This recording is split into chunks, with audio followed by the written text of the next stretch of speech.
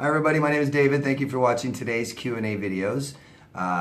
These are question and answer videos. You guys are asking questions, I'm answering them, and we do this every single Monday. So what I'm doing today is answering all your guys' questions from the last Q&A last Monday. And any questions you guys have today, please go down below into the comment section. Ask me whatever you want. I'll answer them in the next Q&A video next Monday. Channel's growing strong still, so I want to welcome all new subscribers. Welcome. Thank you for joining and subscribing to the channel. Please ask questions. This is really hard to figure out on your own. If I can do anything to help answer questions, please let me. And watch videos I have about this stuff, please. So today we are going to answer everyone's questions from last week, and let's get started. First question is from Happy Me. Hi David, hello. I've just come across the term super empath. Could you elaborate? Well, I kind of got an idea what it is. The only place I've seen it referred at all is by H.G. Tudor, where basically, you know, he's the greater narcissist and we are the super empath. He wants us all to think that we're the super empath that took the abuse really well, blah, blah, blah, blah, blah. Don't really know what else to say about that term, super empath. Seems like somebody who's, you know, obviously somebody who's very, very empathetic. I just hope that super empaths or people that call themselves or identify as super empaths, I hope they're taking care of themselves, you know, and not letting people walk all over them. Next question is from Rocio. Hello. Can you talk about ways to be more patient and wise about our recovery and nicer to ourselves as we take some time and work to heal?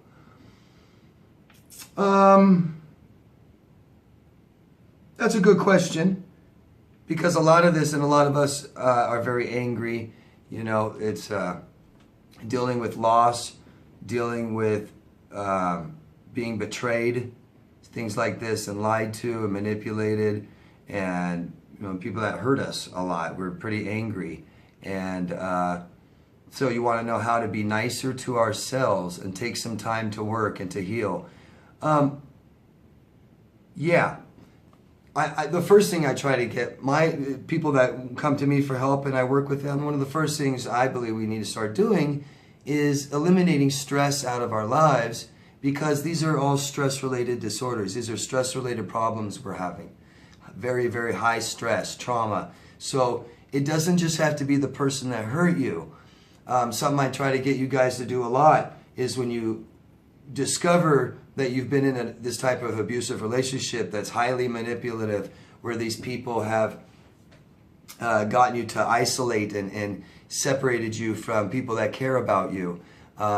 So when we come out of the relationship, we realize we've lost a lot of relationships, but maybe the ones we have are with the sickest people that we know.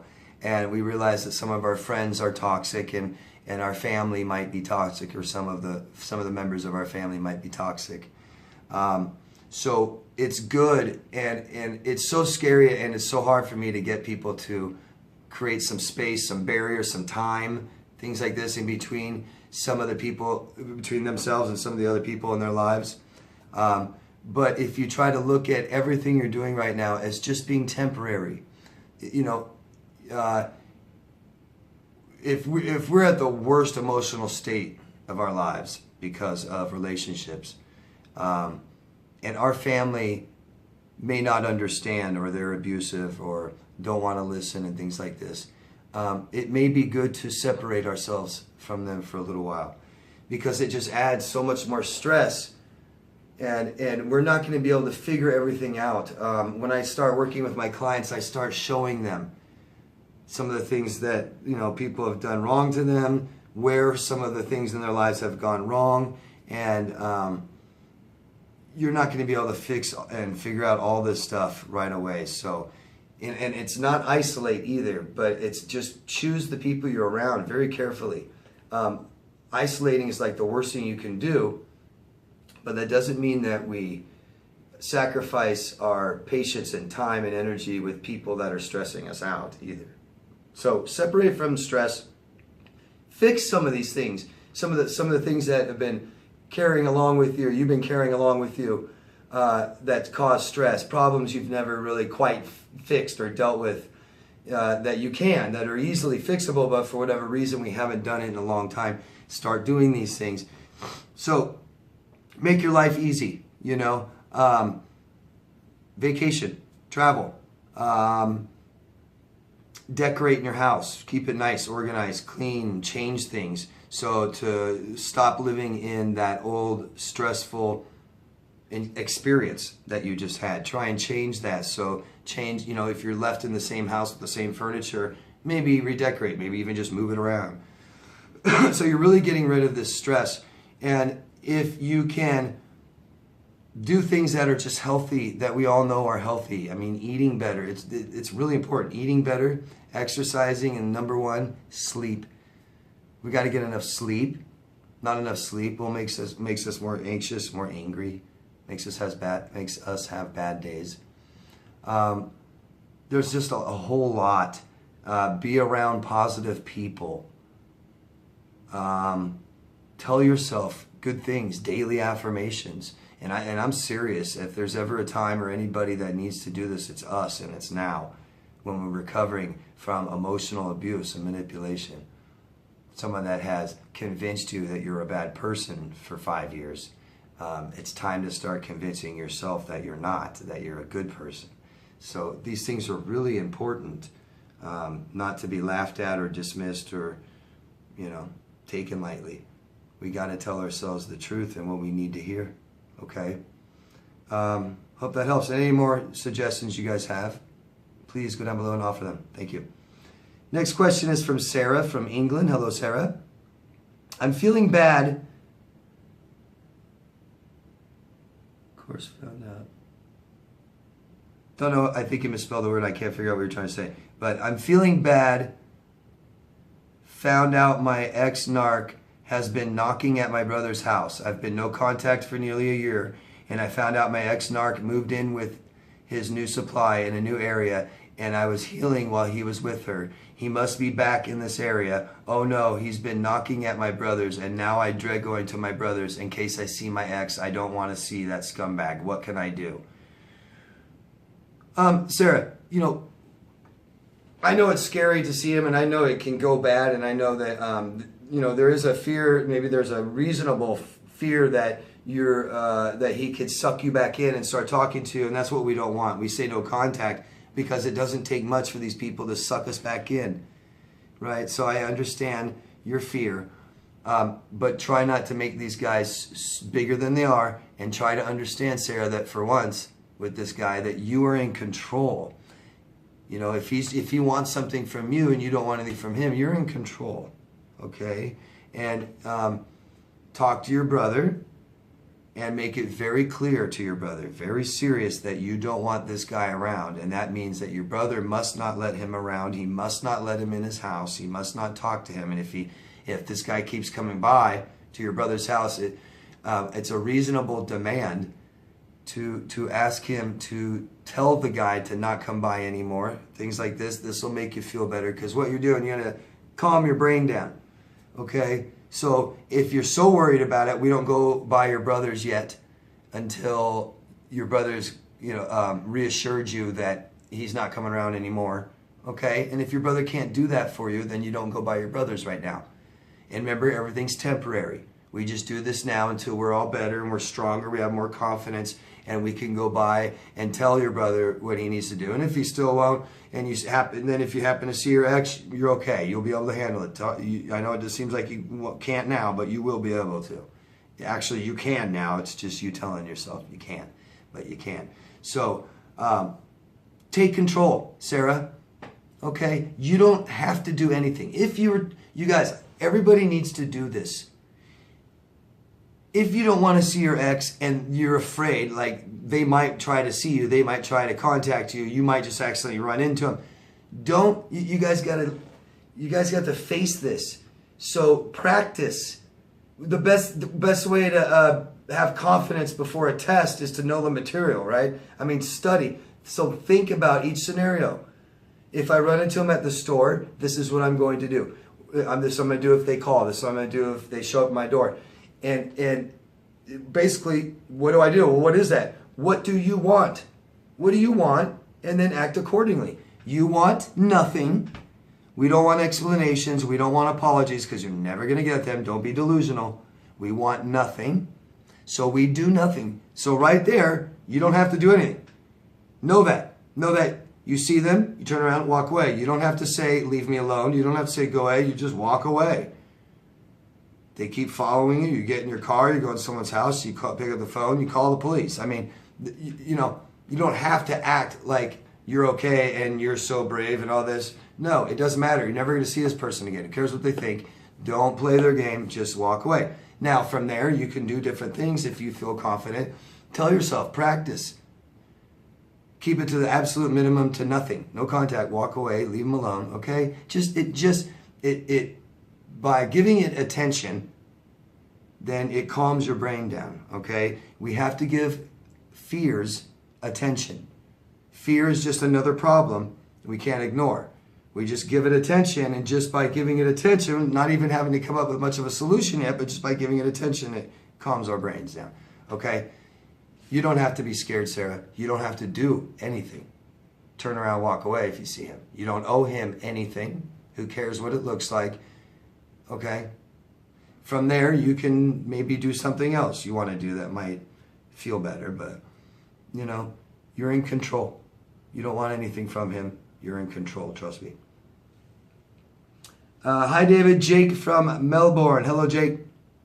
My question is, why do borderlines, narcissists, play games, push, pull, emotionally abuse you, cause you to walk on eggshells so you don't start arguments, but then tell you and everyone around you that you are the problem and you are emotionally abusing them and they are the victim in all this and you're just a bad person and causes their unhappiness?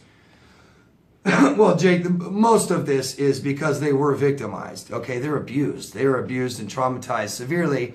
And for all you guys that aren't disordered out there and say, well, I was too. People react differently. There's different scenarios. I go back to children can actually handle trauma. They're caretakers around them. What are they doing? One person can be molested one time at 7 years old and be okay because their parents, really meet their emotional needs and they're there for them before and after. They're there for them, and that could have been one of you. But say another person, say that happened to somebody else and they didn't have the parents there making them feel better about it. There wasn't anybody there. And it kept happening. So that person has a personality disorder. I'm not trying to excuse them. I'm just telling you the truth that most of this is trauma related. Okay, the trauma they endured is the trauma let's say the trauma they receive is the trauma they give. Hurt people. I've been hurt. I don't hurt people. I know, but that's why they do it. They're victims. When you get into that victim mentality, you cannot change, guys. If you cannot look at yourself, you can't change. So these people feel out of control. Out of control. They parentify you. They put you in control. I know they're controlling you and trying to, but they don't feel in control. Okay? That's just how they get what they want and need. They're trying to feel in control by doing it. But if it ever worked, they wouldn't need to do it all the time. They just keep trying to be in control. And they can't feel out of control because it feels really bad for them. Lost sense of self, of who they are, scary. So they feel like you're in control, and if they're in massive hurt and pain, like they are all the time because they never heal. This is all trauma they've never healed from. They've never had parents there to make them feel better about it. Now they're adults. They don't even know how to self-soothe. They don't know how to take care of themselves. Okay? It's just, I've made many videos about this victim mentality. It's horrible, and that's why I try to get you guys to, stop the victimization. Okay, because a lot of us are abused for so long, when the abuse stops, we don't even realize it. We keep abusing ourselves. So we keep victimizing ourselves. We remain the victim. And we just go around saying, you know, my ex did this, my ex did this, my ex did this. That's good to get it out, you know. But let's not be talking about what our exes did to us for 5 years, right? Time to heal. So, you know, the push-pull game, a lot of that is they hate you. They have a lot of hate, a lot of anger. But they want attachment, they seek attachment, or they are attached to you. They don't want to lose you. But at the same time, they hate you. A lot of these people are avoidant attachment style people, have attachment trauma, major attachment trauma. I need to teach, you know, we all want attachment. We all seek attachment. Avoidant people, you know, are all cuddly and all until they start attaching, and then they're like, push you away. A lot of that going on. Then they push you away and they're afraid of losing you, fear of abandonment, and suck you back in. Or they are always feel really bad, so you aren't making them feel good anymore, and they kick you out, and then they feel horrible, and then they remember that you can make them feel kind of good. And, you know, also there's good, you know, hormones rise and fall when we meet people and fall in love. Well, the same thing happens when we get back together. Right? People always say, what better sex is there than make-up sex, right? And your hormones are going, ooh, you're back, you got that drug, that person back. Hope that makes sense. If not, ask me more. Rebecca. Hello, Rebecca from... I can't remember. Glad to see you have a vacation. Thank you. My question today is regarding my narc mom. I had recently seen a cousin that was visiting from out of state, and she had relayed to me that she has seen my mother at her house, and she told me that she cried and seemed upset that I haven't been in contact. And my cousin had told me my mom had said she'd do it all over again with me. No context to it, just that. I talked to my cousin and said minimal detail, but she understands my reason for no contact. I had told her that I am healing and working on myself. Now, my question is this my mom trying to hoover? Because I have never, ever heard her say any inclination of accountability for her behavior. I already did when we had our fallout. I accepted my toxicity and my toxic behavior. What can they not self-reflect? Why can they not self-reflect and accept their own toxic behavior? Okay, a couple questions you have going on here. Real simply, why can they not self-reflect and accept their own toxic behavior? Because they're the child. They're emotional children. Okay, their trauma halted emotional growth and development. Kept them right there, typically between 5 and 7. So it halted. That's where they are emotionally, 5 and 7. They don't take, 5 and 7-year-olds don't take accountability, don't take responsibility, because they have mommy and daddies who are in charge of them. They're responsible for everything, right? I mean, and it's true, a 5-year-old, anything happens to a 5-year-old, it's the parent's fault, parent's responsibility, right? I mean, they believe they're 5. They feel like it. They are, emotionally. So they just, hope that makes sense. Now, I couldn't tell you what your mom was doing, what she was thinking. I don't know her. I wasn't there. She didn't tell me, but it could be a number of things, Rebecca. It could be your mom just trying to get some attention. Poor me. Your mom is probably lonely. These people get lonely, okay? And even though she has criticized you from day one and been mean and pushed you away your whole life, she still feels lonely without you. She feels like a failure with no daughter in her life. She lost a daughter. She's not being a mother. She's not mothering you, the verb. She's not mothering you right now. Yes, she did mother you, but a mother is always a mother. Ask any mother. If you're a mother, you're always a mother. You never stop. A mother never stops mothering their child to a point, She's not mothering you. She feels like a failure. You're not in her life. Maybe you don't love her. These are things that are hard to deal with for anybody, especially somebody with a personality disorder. And I don't care how tough these people are or try to look. They can be mean and nasty and look confident as hell. When you go away, they're crying and sad and whatever, you know. They're not happy. Okay? Number one thing that's like horrible for people with personality disorders is they lose all the relationships with people. Can't keep friends, family. Can't keep their children, relationships with their children. So I don't know, but I can give you some possibilities. She just wanted attention. She is lonely. She wants you to hear that, so you go back to her and try to contact her because she's too small of a person to make contact to you, because then she'd have to maybe apologize for something she's done. Or, you know, she's weak if she contacts you. You know what I mean? I wouldn't know, Rebecca. But here again, it's just a child that doesn't know how to deal. Doesn't know how to deal with emotions, doesn't know how to deal with relationships, accountability, responsibility. I'm sorry. I'm sorry. The better you feel, the closer you may be able to go ask her and talk to her and ask her yourself if it won't hurt you too much. You know? If you can sit there and expect what the worst might be that she says to you, and if you think you can handle that, the worst, then maybe go back and try and ask. Okay?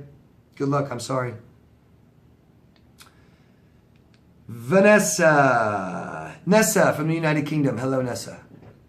Is pathological lying the norm for a narcissist? Well, let's say that narcissists can be very pathological people, and let's say that lying can be very prevalent amongst narcissists. They just kind of go hand in hand, Nessa. And a lot of them, you know, most adult behavior, especially pathological behavior like lying, was taught. Believe it or not, they learned to do that. The parents probably, obviously, were consciously aware, like, I'm going to teach, you know, Johnny to be a good liar when they grow up. But, you know, if, you know, and this is why parents with emotional voids of their own shouldn't be raising children yet until they're healthy. Because if you're too soft on me because your dad, I mean, if I'm your child, you're my mom or dad, and you were raised by physical abuse, right? So you and yelling, say you're raised by yelling and screaming and stuff like this, and so you want to make so sure you don't do that to me. To the point where, I mean, you haven't healed from it, so you're extra careful, hypervigilant, right? Extra sensitive and empathetic. So while you're raising me, I do something really bad, and you don't want to yell, scream, hit. So you just stay real calm, and I start crying when you say I'm in trouble, and every time I cry, and that's fine, but you don't punish me. You feel so bad, you don't punish me when I cry. I know this sounds pretty basic, but really, okay? So now I learn how to cry every time, even when I'm faking it. Well, that's lying. So I start learning to lie, you know. Johnny, did you do it? No. You know, because if I say yes, you still punish me. You know, it's incorrect, improper, inappropriate punishment, or lack of stuff like this, lack of boundaries. So it's taught, and when we learn things, behaviors at a young age, and it seems to have worked, we continue it. A lot of criminals, a lot of pathological criminals will tell you, really it comes down to either they haven't been caught, or they got caught and they got away with it. The courts found them innocent, or the court somehow, something happened, got thrown out. And just I'll do it again. Hope that makes sense. If not, ask me again. I think I'm going to stop part 1 right here. Okay, guys? So stay tuned for part 2. And if you guys could, please help me. Please.